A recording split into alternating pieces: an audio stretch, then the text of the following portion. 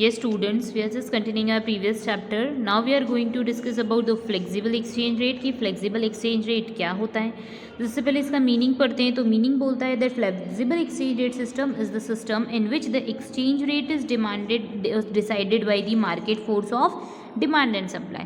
तो आपको पता है जैसे मार्केट में हम लोग किसी चीज़ की प्राइस डिसाइड करते हैं, आपने माइक्रो में पढ़ ही रखा है ना. हमारा डिमांड का होता है, सप्लाई का होता है. ये सप्लाई कब है, डिमांड कब है, इनके इंटरसेक्शन से अपन ने क्या डिसाइड किया, इक्विलिब्रियम प्राइस. तो that particular time would be हम असर्टेन कर सकते हैं, किसके थ्रू कर सकते हैं, फ्लेक्सिबल एक्सचेंज रेट सिस्टम के through. Features of flexible exchange rate system क्या होते हैं, अब ये पढ़ते हैं. So first is freely fluctuating, यानी कि the value of currency tends to be fluctuate freely according to the change in demand and supply, यानी कि there is a free movement, यानी फ्लक्चुएशन इजीली होता है या फ्लक्चुएशन जनरली पॉसिबल हो पाता है जस्ट बिकॉज डिमांड सप्लाई के अकॉर्डिंग हम डिसाइड कर रहे हैं. Next, no government intervention, as we earlier discuss की fixed exchange rate was determined या fixed by the government, but it's not applicable कि गवर्नमेंट के रूल्स यहाँ लग सकते हैं, गवर्नमेंट डिसाइड करेगी because it's determined with the help of demand and supply. Next, other name flexible exchange rate is also known as floating exchange rate. Determination by market, यानी कि flexible exchange rate जो होता है it is determined by the market supply and demand का, यानी market में demand और supply के इंटरसेक्शन से हम क्या डिसाइड करते हैं, हमारी फ्लेक्सिबल एक्सचेंज रेट पॉलिसीज़ को या अमाउंट को, वैल्यू को डिसाइड करते हैं. नेक्स्ट, डिस्टिंक्शन आप लोग पढ़ सकते हैं बेटा, जो अपन ने फिक्स्ड और फ्लेक्सिबल के बारे में पढ़ा है. अब अपन मेरिट और डीमेरिट पढ़ते हैं. तो मेरिट्स के बारे में अगर अपन बात करते हैं तो merits of flexible exchange rate system is that self adjusting, means we can easily adjust it just because it is determined by the demand and supply. Demand supply के कॉन्सेप्ट से हम एक्सचेंज रेट डिसाइड करते हैं, ठीक है. So this rate is self adjusting, it automatically remove the disequilibrium in the balance of payment. तो जो भी बैलेंस ऑफ पेमेंट में डिसइक्विलिब्रियम है उन सबको ये क्या कर देता है, रिमूव कर देता है.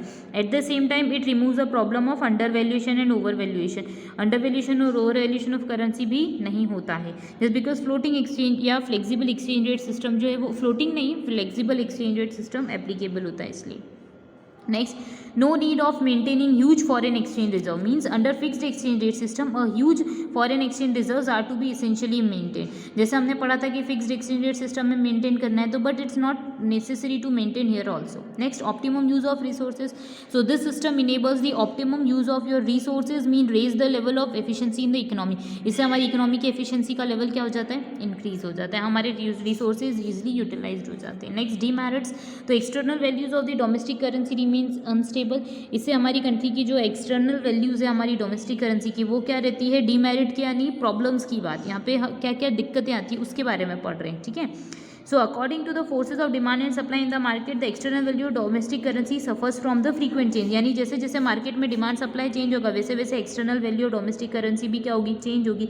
तो ये क्या करता है, एक तरीके की अनस्टेबिलिटी क्रिएट करता है. नेक्स्ट, स्पेक्यूलेटिव एक्टिविटी, यानी it is often seen that the speculator manipulates the foreign exchange market and bring artificial changes. इससे आर्टिफिशियल चेंजेस आते हैं, यानी कि स्पेक्यूलेटर्स जो होते हैं वो अपने अकॉर्डिंग, जैसे स्टॉक कीपिंग होती है उसके थ्रू मार्केट में अननेसेसरी प्राइजेस जो हैं वो इंक्रीज हो जाते हैं. तो वैसी प्रॉब्लम स्पेक्यूलेटिव एक्टिविटीज़ जो है वो स्टार्ट हो जाती है. ये क्या करता है, इकोनॉमी को डेंजर की कंडीशन में लाता है. Next, danger of inflationary trends, means it gives rises to inflationary trends, means कि सिंपल हम बोल सकते हैं कि that flexible exchange rate system generates inflationary trends. इससे इन्फ्लेशनरी ट्रेंड्स आते हैं. The prices of imports rises due to the depreciation in currency. इससे इम्पोर्ट जो है वो भी कॉस्टली हो जाता है और हमारी करेंसी की वैल्यू क्या होती है, डिप्रिसिएट हो जाती है.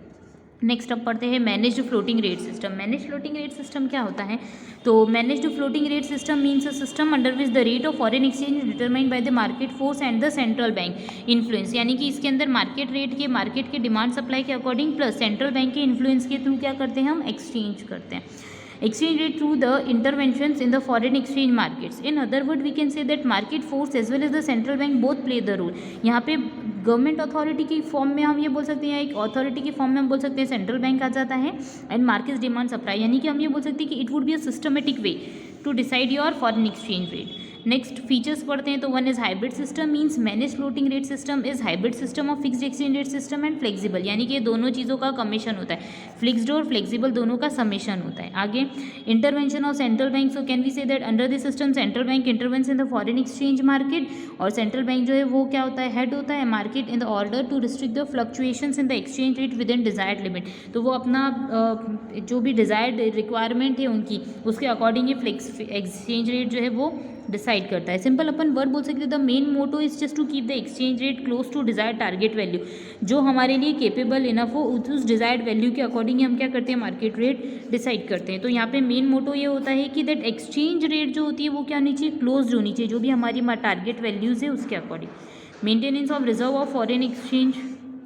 मेंटेन हम क्या मेंटेन करते हैं, foreign exchange rate, so the central bank maintains the reserve of foreign exchange to make sure that the exchange rate remains within the targeted. ठीक है, आगे other names, this system is also known as the dirty floating, इसको अपन क्या बोल सकते हैं, dirty system या डर्टी फ्लोटिंग भी बोल सकते हैं। ये एक ऐसा सिस्टम होता है जिसके अंदर मैनिपुलेशन होने के चांसेस भी हो जाते हैं। ओके स्टूडेंट, ये फिक्स्ड और फ्लेक्सिबल एक्सचेंज रेट सिस्टम और फ्लोटिंग एक्सचेंज रेट सिस्टम हमने पढ़ा। अब इससे रिलेटेड डिफरेंस बिटवीन आप पढ़ लीजिएगा। ठीक है, अब अपन आगे का कॉन्सेप्ट नेक्स्ट वीडियो में पढ़ेंगे। Thank you.